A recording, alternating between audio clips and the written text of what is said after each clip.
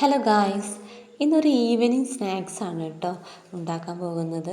അപ്പോൾ അതിലേക്ക് വേണ്ട ഇൻഗ്രീഡിയൻസ് ആണ് രാഗി കുതിർത്ത് വെക്കണം, പിന്നെ ശർക്കര, തേങ്ങ, നെയ്യ്. അപ്പോൾ ഇത്രയും ഇൻഗ്രീഡിയൻസ് ആണ് വേണ്ടത്. ഞാൻ ശർക്കര ഒരു 3 എണ്ണമാണ് എടുത്തിട്ടുള്ളത്. നിങ്ങൾക്ക് മധുരത്തിനനുസരിച്ച് എടുക്കാം. പിന്നെ ഇത് രാഗിയും തേങ്ങയും കൂടി മിക്സിയിലിട്ടിട്ട് നന്നായിട്ട് അരച്ചെടുക്കണം.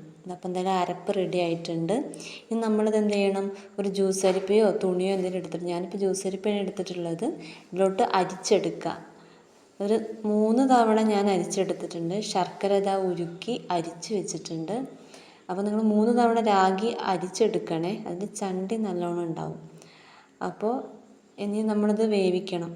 നെയ്യ് ഒരു സ്പൂണ് നെയ്യ്, 2 സ്പൂണ് നെയ്യൊക്കെ ചേർക്കാം. നെയ്യ് ഇഷ്ടമുള്ളവർക്ക് ഒരു 3 ചേർക്കാം. അപ്പം ഞാൻ 2 സ്പൂണാണ് ചേർത്തിട്ടുള്ളത്. ഇത് നന്നായിട്ട് ഇത് എന്തായാലും കുറുക്കിയെടുക്കണം, നന്നായിട്ട് വേവിച്ചെടുക്കണം. കുട്ടികൾക്കൊക്കെ രാഗി വിരകി കൊടുക്കുമ്പോൾ ഇഷ്ടമില്ലാത്തവർക്കൊക്കെ ഇങ്ങനെ ഉണ്ടാക്കി കൊടുത്താൽ അവർ ഇഷ്ടം പോലെ ഇരുന്ന് കഴിച്ചോളൂ കേട്ടോ.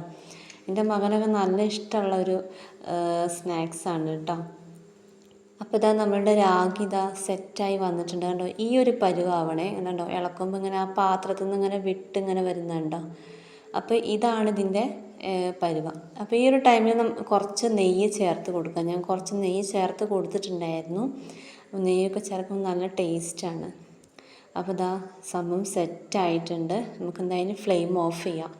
നെക്സ്റ്റ് വേണ്ടത് വാഴയിലയാണ്. വാഴയില വാട്ടിയെടുത്തിട്ട് ഒരു പാത്രം എടുത്തിട്ട് എന്ത് ചെയ്യാം, അങ്ങനെ ചെറിയൊരു പാത്രം എടുത്തിട്ട് ഇത് കമഴ്ത്തി വെച്ചിട്ട് കത്തി കൊണ്ടിങ്ങനെ ആ ഒരു ഷേപ്പിൽ, പാത്രത്തിൻ്റെ ഷേപ്പിൽ ഇങ്ങനെ കട്ട് ചെയ്തെടുക്കുക. അപ്പോൾ ഇതാ നമുക്ക് ഇങ്ങനെ കിട്ടും. അപ്പോൾ ഈ പാത്രത്തിലോട്ട് ഇറക്കി വയ്ക്കുക. നെയ്യ് തൂവി കൊടുക്കട്ടെ ഇലയിൽ. ഈ ബാറ്റർ ഒഴിച്ചിട്ട് തണുക്കാൻ വയ്ക്കാം. തണുക്കാൻ വെച്ചതിന് ശേഷം നമുക്ക് ഒന്ന് വേറൊരു പാത്രത്തിലോട്ട് കമഴ്ത്തി വയ്ക്കാം. അപ്പോൾ ഞാനതൊരു പാത്രത്തേക്ക് ഇതിങ്ങനെ മറിച്ച് കൊടുക്കുന്നുണ്ട്. അതുണ്ടോ, പതുക്കെ ഇങ്ങനെ എടുക്കുമ്പോൾ കണ്ടോ സംഭവം സെറ്റായിട്ടുണ്ട്.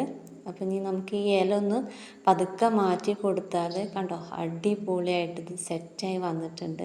കാണുമ്പോൾ തന്നെ നമുക്ക് മനസ്സിലാവും, ഭയങ്കര സോഫ്റ്റാണ്. ഇത് കഴിക്കുമ്പോൾ തന്നെ എന്താ പറയുക, നല്ല രസമാണിത്.